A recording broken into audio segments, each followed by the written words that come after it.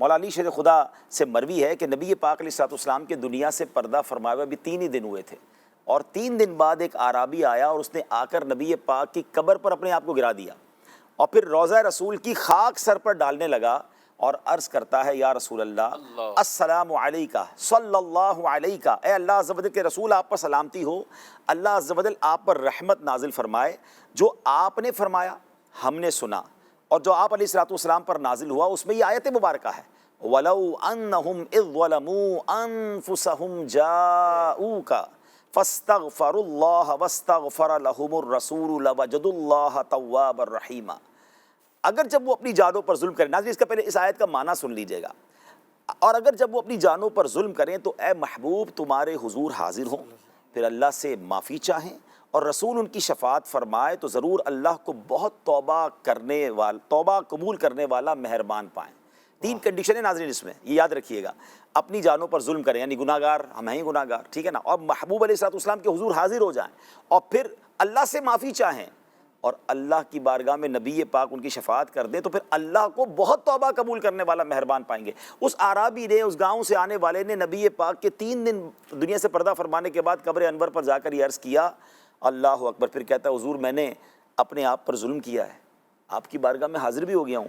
آپ مجھے رب تعالیٰ سے بخشوائیں۔ قبر اقدس کے اندر سے ندا آئی، مولا علی کہہ رہے ہیں قبر انور سے آواز آتی ہے اے شخص تجھے بخش دیا گیا۔ سبحان اللہ۔ تو یہ وہ روضہ رسول ہے، یہ نبی پاک کے پردہ فرمانے کے بعد کا واقعہ ہے۔ اچھا علماء نے بڑی کمال کی بات کی ہے کہ اس آیت میں جو یہ حکم ہے یہ حضور علیہ الصلوۃ والسلام کی ظاہری حیات تک محدود نہیں ہے، یہ آج بھی روضہ اقدس کے اندر نبی پاک سبحان اللہ اسی طرح جلوہ فرما ہے، اور یہ آج بھی اگر روضہ رسول پہ کوئی بندہ حاضری دے، کنڈیشنز 3 ہیں کہ نبی پاک کی بارگاہ میں حاضر ہو جائے، وہاں جا کر اللہ سے معافی مانگے اور نبی پاک اس کی شفاعت کر دے تو سبحان اللہ۔ علماء کہتے ہیں کہ جب بھی کوئی گناہ گار نبی پاک کے روضے پر حاضر ہو وہاں جا کر اللہ سے استغفار کرے، اور نبی پاک تو ویسے ہی اپنی قبر انور میں امت کے لیے استغفار کر رہے ہیں تو انشاءاللہ 3 شرطیں پائی جائیں گی، تو وہاں جا کر یہ آیت بھی پڑھنی چاہیے، مستحب یہ ہے، انشاءاللہ عز و جل اللہ کی رحمت سے ضرور مغفرت ہو جائے گی۔ اور خود نبی پاک نے فرمایا من زار قبری وجبت لہو شفاعت، جس نے میری قبر کی زیارت کی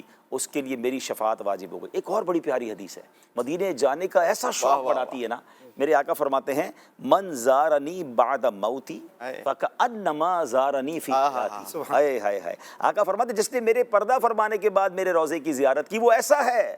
جیسے اس نے میری حیاتی میں میری زیارت کی۔ وَمَن مَّاتَ بِأَحَدِ الْحَرَمَيْنِ بُعِثَ مِنَ الْآمِنِينَ يَوْمَ الْقِيَامَةِ، آقا فرماتے جو ان دونوں حرمین شریفین میں سے کسی ایک میں مر گیا تو قیامت کے دن امن والی جماعت میں اٹھایا جائے۔ اس کا مطلب یہ ہوا کہ مدینے کی حاضری بھی شفاعت دلاتی ہے اور مکہ مدینے کی موت بھی شفاعت دلاتی ہے۔ یہ کیسا شہر ہے جہاں زندگی میں حاضری دے دیں تو بھی شفاعت ہے، اور اگر وہیں انتقال ہو جائے ایمان کے ساتھ تو سبحان اللہ طیبہ میں مر کے ٹھنڈے چلے جاؤ آنکھیں بند، سیدھی سڑک یہ شہر شفاعت نگر کی ہے۔ تو آج کے دور میں تو ہم گناہ گاروں کے گناہ ہی اتنے ہیں تو بس تڑپ بڑھتی رہنی چاہیے اور یہی عرض کرتے رہنا چاہیے کہ یا اللہ میری شفاعت کا انتظام ہو جائے گا، میرے لیے آسانی ہو جائے گی، تو یا اللہ مجھے نبی پاک کے روضے کی حاضری عطا فرما۔ اور جب وہاں جائیں تو قبلہ شیخ طریقت امیر اہل سنت نے حاضری رسول کے بہت سارے انداز میں ایک بڑا پیارا انداز بھی عطا فرمایا کہ بارگاہ رسالت میں جا کر یہ سوال کی تکرار کرے اور یہ سوچ کر سوال کرے کہ نہیں سنتا ہی نہیں